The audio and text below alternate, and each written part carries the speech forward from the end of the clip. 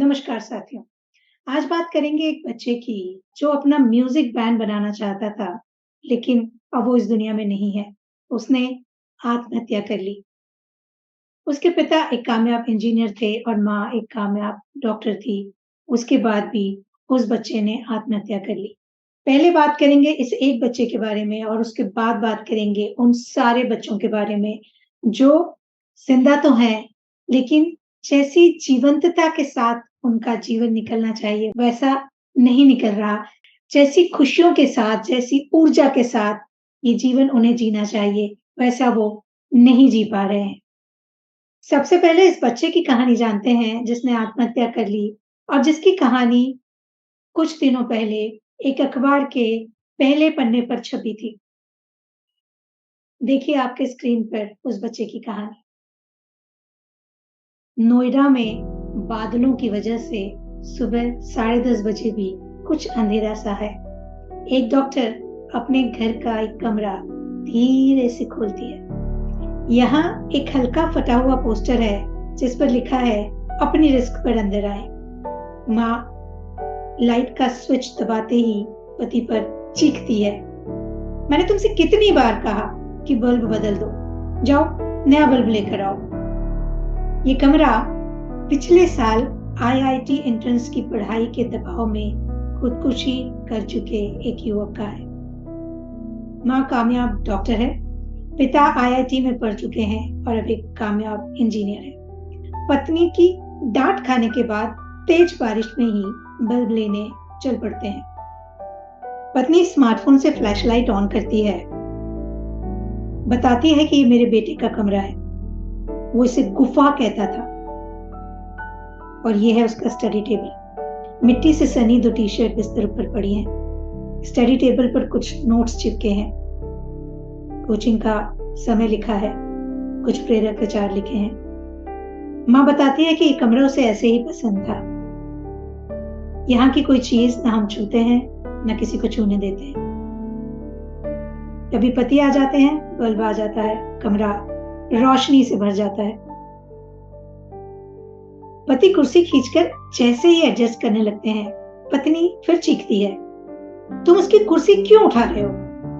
उसकी कोई चीज को हाथ मत लगाओ। पत्नी कहती है, तुमने उसे आईआईटी की तैयारी करने के लिए मजबूर किया। बचाओ में पति कहते हैं, उसके अंदर मेरा खून था। वो गणित और कंप्यूटर में अच्छा था। मैं जानता था कि वो आईआईटी क्रैक कर लेगा। पर बात कुछ और ही थी। कोचिंग जाने के दौरान कुछ महीने में ही बेटे को एंजाइटी अटैक आने लगे थे। उसने गिटार बजाना भी बंद कर दिया था। असल में तो वो अपना बैंड बनाना चाहता था। माँ कहती है, वो बीटीएस बैंड का बड़ा फैन था। उसका एक दोस्त संगीत की पढ़ाई के लिए विदेश चला गया, लेकिन हमारा बेटा घंटों कोचिंग में बिताता था या खुद को अपने कमरे में बंद कर लेता था। जब उसने म्यूजिक पढ़ने की इच्छा जताई तो पिता गुस्से में फूट पड़े। उसका गिटार पटक कर तोड़ दिया। कहने लगे, मैंने तुम्हें सबसे अच्छे स्कूल में पढ़ाया है, अच्छी जिंदगी दी है, अच्छा खाना दिया है, बस एक चीज चाहता हूं। उसके बाद फिर झगड़ा हुआ। पिता ने कहा, तुम्हें आसान जिंदगी मिली है,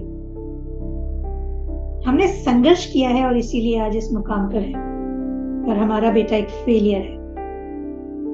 माँ टूटती आवाज में आगे कहती है, तुम फेल हो गए, मैं फेल हो गई, हम फेल हो गए। वो हारा नहीं, हमारे स्टेटस टैग ने उसे हारने पर मजबूर कर दिया। पिता सफाई देने की कोशिश करते हैं। तनाव सबको झेलना पड़ता है, तुम्हारा बेटा नहीं झेल पाया। गुस्से में माँ कहती है, तुम अब भी ऐसी बातें कर रहे हो, उसका अपमान करना बंद करो। वो अब कभी वापस नहीं आएगा, वो चला गया है। पति सांत्वना देने की कोशिश करते हैं, लेकिन क्या करें, वो भी तो टूट चुके हैं। यदि हम माता पिता की बात करें, उनके नजरिए से देखें, तो वो यही कहते हैं कि हम अपने बच्चों को अच्छे से अच्छे स्कूल में पढ़ाते हैं, अच्छे से अच्छा करियर देना चाहते हैं, जिसके लिए प्रतियोगी परीक्षाओं में बैठना बहुत जरूरी है और उनमें निकलना बहुत जरूरी है। उन प्रतियोगिताओं में निकलने के लिए यदि हम उन्हें अलग-अलग तरह की क्लासेस में भेजते हैं, तो उसमें गलत क्या है? मैं उन सभी माता-पिता से कहना चाहूँगी कि आप चाहते हैं आप अपने बच्चे को एक अच्छा करियर दें, लेकिन ये भी तो सोचिए कि वो क्या चाहता है।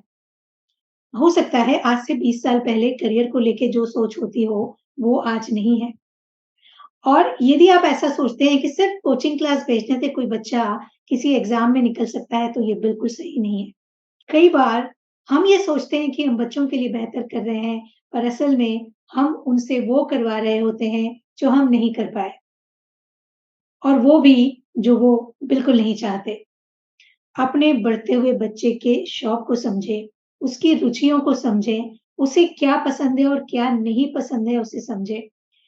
जो बच्चे अपने स्कूल के समय में म्यूज़िक में ज़्यादा इंटरेस्ट रखते हैं, डांस में ज़्यादा इंटरेस्ट रखते हैं, आर्ट में ज़्यादा इंटरेस्ट रखते हैं, पढ़ाई में उनका बहुत कम इंटरेस्ट होता है और फिर भी माता-पिता का मन रखने के लिए पढ़ाई करके वो ठीक-ठाक नंबर ले आते हैं।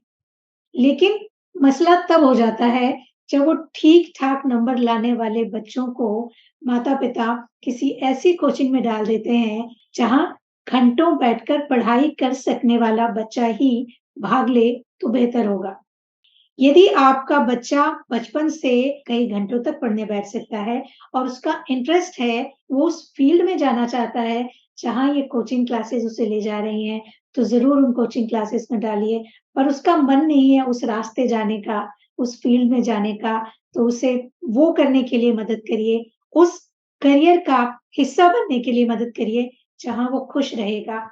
खुश रहेगा, तो स्वस्थ रहेगा, उसका ओवरऑल डेवलपमेंट हो पाएगा। वरना तो ना चाहते हुए भी उन 10 बाय 12 के कमरों में घंटों बैठे रहना, जिसमें ना तो बैठने का मन है, ना वो पढ़ने का मन है, उस बच्चे को निराशा घेर लेगी, डिप्रेशन हो सकता है और वो इतना ज़्यादा परेशान हो सकता है कि अपनी ज़िंदगी को खत्म करने के बारे में भी सोचे। ये कहानी आपको सुनाने का मकसद सिर्फ़ इतना था कि वो बच्चा तो इस दुनिया में नहीं रहा, लेकिन ऐसे बहुत सारे बच्चे हमारे अपने घरों में, हमारे रिश्तेदारों के घरों में, हमारे पड़ोसियों के घरों में हैं, जिन्हें ज़बरदस्ती वो करवाया जाता है, जो माँ-बाप करना चाहते थे और नहीं कर पाए और या फिर जो उनके दोस्तों में या रिश्तेदारों में बहुत सारे लोगों के बच्चे कर चुके हैं, उन्हें लगता है हमारा बच्चा भी कर लेगा। ये बहुत बड़ा मिथक है कि कोई बच्चा पढ़ने में होशियार हो या ना हो, घंटों बैठ के पढ़ाई कर सकता हो या ना कर सकता हो, किसी और करियर को अपना करियर बनाना चाहता हो, उसे भी यदि इस तरह की किसी कोचिंग क्लासेस में ठूँस दिया जाएगा, तो वो आगे बढ़ जाएगा। बिल्कुल नहीं। अपने बच्चे की क्षमता देखिए, वो कितनी देर पढ़ सकता है, किस विषय में पढ़ सकता है, अभी तक किस-किस विषय में उसके अच्छे नंबर आते हैं, क्या वो और कुछ पसंद करता है? पहले एक समय था जब कुछ सिक्योर करियर के बारे में ही बात की जाती थी, लेकिन आज कोई बच्चा किसी भी क्षेत्र में जाना चाहे, वहाँ वो कमाल कर सकता है। आपका मतलब अपने बच्चे के अच्छे जीवन से है, तो उस अच्छे जीवन के लिए उस पर किसी तरह का प्रेशर मत बनाइए। अपने स्टेटस को उस बच्चे के ऊपर बिल्कुल मत थोपिए। सबसे ज़्यादा ज़रूरी है खुश रहना और स्वस्थ रहना। जो काम करके, जिस विषय की पढ़ाई करके, जिस करियर में जाके कोई भी बच्चा खुश रहे और स्वस्थ रहे, वही उसके लिए सही करियर होगा। आपके सुझावों का इंतज़ार रहेगा। ऐसे ही किसी वीडियो में आपसे फिर मुलाकात होगी, तब तक के लिए अपना ख़्याल रखिएगा।